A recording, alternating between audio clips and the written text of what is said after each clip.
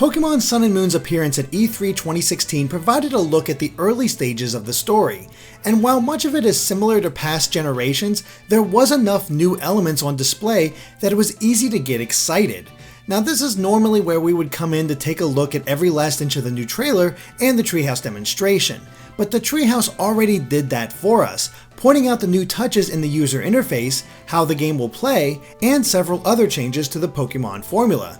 That doesn't mean they showed everything though, so let's fire up the old analysis machine to see what remaining secrets and hidden details we can find. However, be sure to watch our 10 details you may have missed in Pokémon Sun and Moon video, as we won't be touching on the points mentioned there.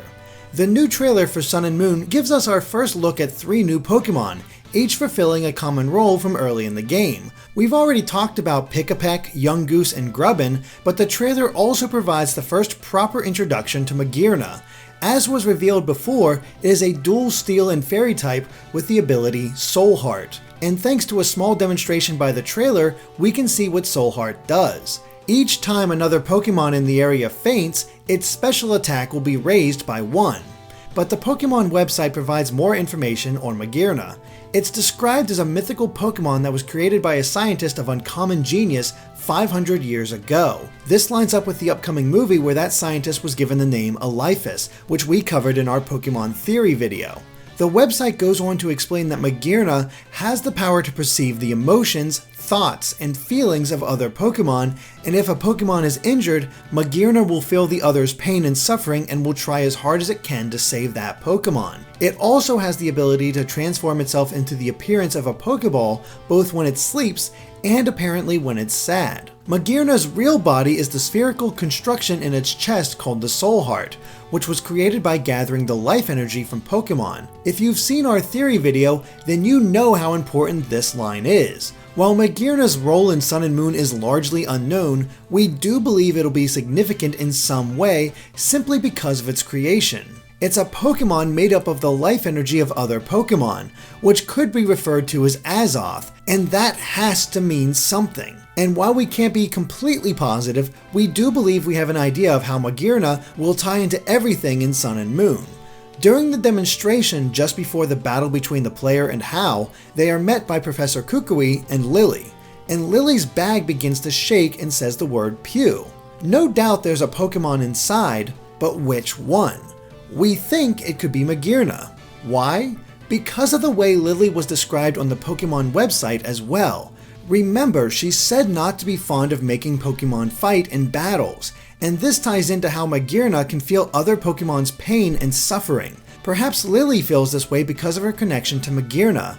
Going one step further, could the reason that Lily is so mysterious be because she's a descendant of the scientist who created Magearna? Right now it all just seems to be loosely connected story threads, but we do believe that both Lily and Magearna will be important in some way to Sun and Moon's story. Before we move on from Magearna, we want to point out that its Floor Cannon is likely a fairy type move considering it was super effective against Pangoro, but the site confirms something about Pokemon distribution that many people have suspected. Thanks to the new QR scanner functionality, players merely have to scan the corresponding QR code in order to obtain Magearna for themselves. The trailer also showed off the new Battle Royale multiplayer mode. And while the Treehouse demonstration showed off exactly what that mode was like, there are a few details we'd like to focus on.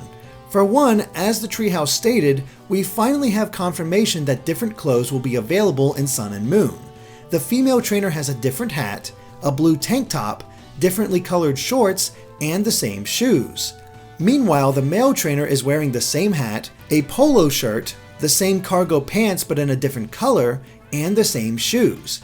It looks like most things will be able to be changed, though we still don't know for sure if hairstyles and shoes can be chosen as well. However, Battle Royale mode may have also shown us the official names of the main characters. It's either Sun and Moon, which isn't too surprising, or the more traditional names of Elio and Selene. But it's interesting how both of these names work as well. After all, Elio is an Italian and Spanish name derived from the Greek sun god Helios. Selene is the Greek goddess of the moon who was also sister to Helios. The name even literally means moon goddess. Which of these names will be the official choices? While both work, we think Ilio and Celine will be the ones used in the game, especially if the other gender does end up becoming a character in Sun and Moon. But the Battle Royale got us thinking about something else. Could these types of battles be in the single player as well? It's something that could easily be implemented, and there's even a space where they could take place. Remember the multicolored building on the northeast island of Alola? We originally stated that contests could return and take place there. But what if that's where Battle Royals take place within the game? Or at least where the multiplayer mode is initiated? While we're on the map, the Treehouse demonstration also provided us with a look at how things will unfold in the beginning. Before we even leave the player's house, we can see a door in the background that we failed to mention before. Where exactly does this lead? Is it as simple as your mom's bedroom? More than likely, but then we can see your house proper from the outside, and we can even see that it has a garage. Looking at the Alola map, we can actually match this up with one specific building, the one right next to the Pokémon Center that we thought might belong to Hala. Nope, that is the player's house, but rather than take the path to the left, the player goes to the right, and we think we know why. As the player loops around the outskirts of the island on Route 1, he comes to a crossing where the left path would have met. And in the background where the path continues to the north, we can see that it's completely blocked off.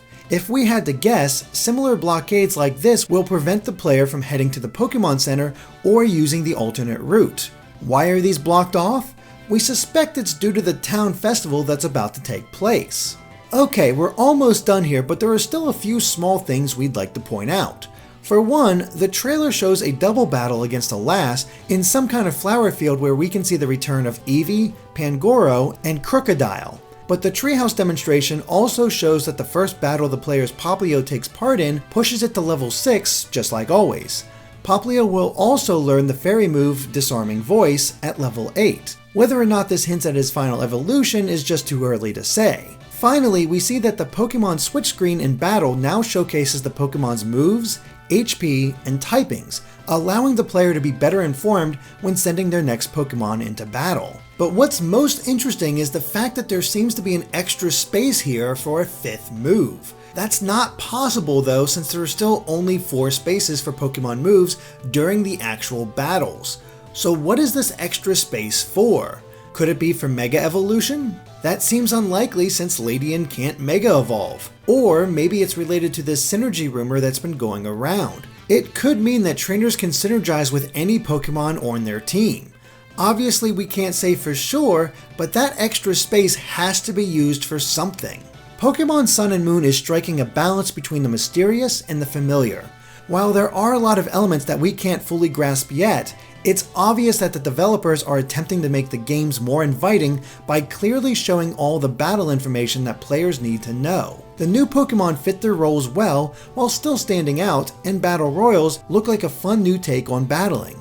It's all shaping up quite well, and as always, we look forward to seeing more. Of course, let us know if we missed anything in the comments. If you liked this video, be sure to subscribe to keep up with everything we do. Thanks for watching, and make sure to stay tuned to Game Explained for more on Pokemon and other things gaming.